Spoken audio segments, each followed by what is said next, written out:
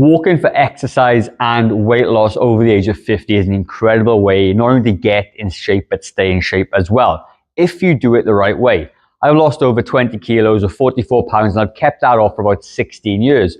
And walking really is a key part of how I do it. In fact, I burn over 8,300 calories off per month. That's about 4 complete days of eating for me. But most people walk without a real plan, and that's why they don't start to see results. I've created a 28-day walking plan that actually burns fat. For the last 10 years, I've co-owned New Zealand's only fitness studio for people over the age of 40, and my clients on average lose about 20 kilos or 44 pounds per person. And today I'm going to be sharing the exact same walking strategy that I take my clients through. And I know if it works for them, it's definitely going to work for you. So if you're currently walking out, that is fantastic. But this walking plan is an add-on to what you currently do, because the thing of it is, if you're walking a little bit now and you're not losing weight, then we need to do a little bit extra, okay? Loss is always about calories, how much you burn and how much you take in, all right? And the thing of it is, you need to break the status quo. So this walking plan is going to be in addition to what you currently do. If you would like to learn a little bit more about a calorie deficit, I've got a PDF blueprint that you can get your hands on. It's going to take you through exactly how to create a deficit through food and exercise. All you need to do is comment a blueprint down below and I will send that over to you. This walking plan is totally going to work for you, okay? You need to be crazy. And it doesn't mean that just because you've been for a walk, it doesn't mean you can eat what you like, okay? You can't just go and have that muffin or biscuit because you've had a walk. That's not how it works. The thing and the key to this whole 28-day challenge is that your nutrition must remain exactly the same as what you're doing now, okay? So there's no treating yourself with sweets and junk or wines or beers just because you've been for a walk. That is not the key, all right? So the plan is to get you to about 150 minutes of quality walking minutes per week. Why 150? Well, 150 minutes is the amount of cardio you must do to keep your heart healthy, but also 150 minutes per week is only about 20 minutes per day. Most people can actually get this into their daily routine. But quality is the key word. You can't just be bimbling around, walking your dog, stopping every 5 minutes to go to the toilet, chatting along, okay? Walk needs to be purposeful. You must be going out there and walking in a purposeful manner. Like I said, I burn off for about 8,000 calories a month just from walking alone. That's equivalent to 4 entire days of eating for me. I eat about 2,000 calories per day. And this stuff adds up over time. And the intensity that you need to be working at is about 5 to 7 out of 10. This is called zone 2 cardio, okay? Zone 2 cardio is where you can hold a conversation. You're tired, doesn't take you ages to recover. And this is the spot that you can burn a whole bunch of calories off, increase your endurance, fitness, and improve your energy. And also it's something you can do for a really long time. So the fitter you get, you could do a little bit more of this as well to burn even more calories off. And it's an absolute game changer. Now, the first thing that we're going to do, okay, we're going to start to create a plan. If you're going to do this 28-day challenge, you've got to have a plan. You can't just wake up in the morning and go for a walk, because it's never going to happen. So what I want you to do is get a calendar, okay? Run off, push pause, go and do that right now, okay? And then you come back, we're going to map out this week. So what I want you to really realistically do is you're going to have your calendar, my makeshift calendar right here, Monday to Sunday. And what you're going to do, you're going to try and do 30 minutes per day, okay? For at least 5 days per week. So I want you to realistically say to myself, what days of the week can I do a 30-minute walk? And you might go, Monday is out. I can do Tuesday. Wednesday is out. But I can do Thursday, Friday, Saturday, and Sunday. And that is going to be your 5 days. Wherever that is to you is very, very unique to you, okay? If you got that plan, what I want you to do is whip out your calendar or your phone, okay? And you're going to set an alarm for the time of day that you're going to do it. So let's just say you can do your walk at 9 a.m. Thursday, you can do your walk at 2 p.m., lunchtime. Maybe Friday, going to be on Saturday and Sunday, maybe reasonable at 9 a.m. both days, okay? Now what you've got the days of the week planned and you've got the times in your calendar.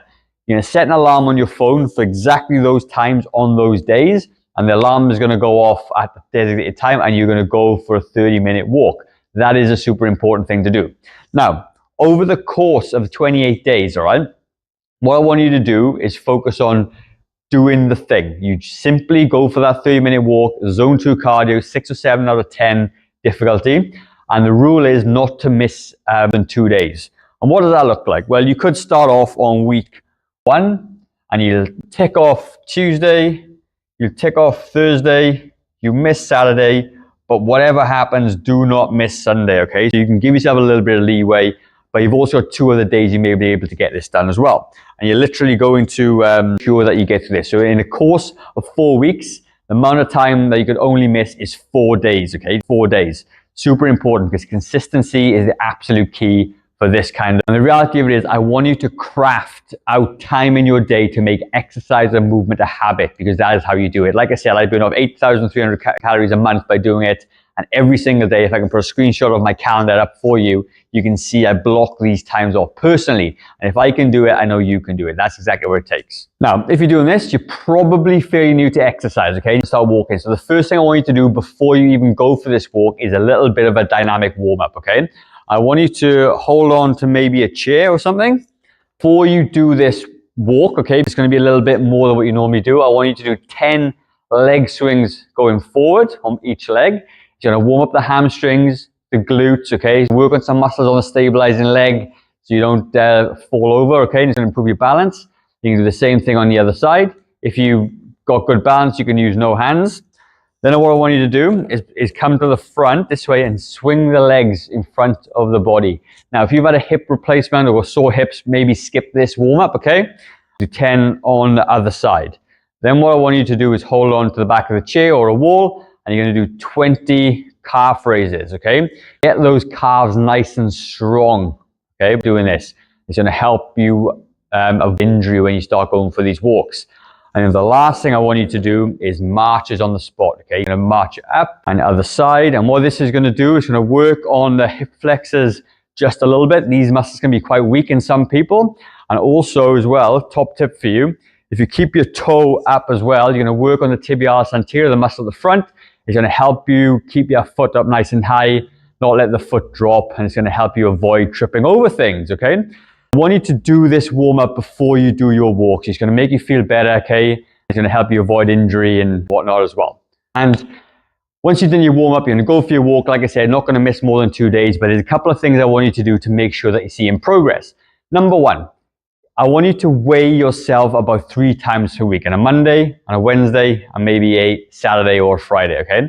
What you're going to do, you're going to track down the weight as you go, and you're going to take the mid-weight, medium weight, because you're going to get high days and low days, but you're going to find the one in the middle, and you're going to track that number over the next 4 weeks. The next thing you're going to do is take some measurements, okay? I've got a whole walking PDF, so just comment walking down below. I've got all this information out for you, and the places I want you to measure: your neck, your shoulders, your chest, your waist, your legs. And what this is going to do, when you combine this with weight and you combine it with measurements, then you're going to get a very true picture of how much weight and centimeters you're losing. Because the thing of it is, sometimes you hold some water, you may weigh a little bit more depending on what you've eaten, but the measurements and the weight combined will show progress. So even if your weight didn't go down too far and you've lost 10 or 15 centimeters or a couple of inches, then that's going to be a positive thing, knowing that you're actually losing some weight. If you've got a smart watch, okay, or here, okay, what you're going to do, there's on this PDF that you can download from me as well, there's going to be an option there to track how many calories that you're burning, all right? And you can see it written down. So like when you realize I burn off 8,000 calories a month, I was like, wow, that's a lot. And you can tap this in as well. And over the course of a week, you can see a really nice visual of how many calories you're burning. And with that positive reinforcement, you know that the walking is working. It's helping you lose some body fat and body weight. And it's a really nice thing to see over time as well. The other thing that your smartwatch might show is your heart rate as well. And the fitter you get, okay, the more you do this, you see your decrease in heart rate. And when your heart rate comes down, it means that your heart's becoming more efficient. It's not working as hard as it was. And that thing is going to transfer into better quality of life, better cardiovascular system, and it's going to decrease your risk of things like heart attacks and strokes and all those nasty things that come with being inactive. So that's a very simple 28-day plan that I know you can follow, all right? I know it's going to work for you. So let me know in the comments that you're going to start this, and check back in over the next couple of weeks to tell me how you got on. If you've got any questions, though, leave a comment down below. There's a video up here. It's going to help you strengthen those hip flexors a little bit more. You can add that to your routine as well, okay? That's full solid to do that. But luck with your 28-day challenge, and I will see you on the next video.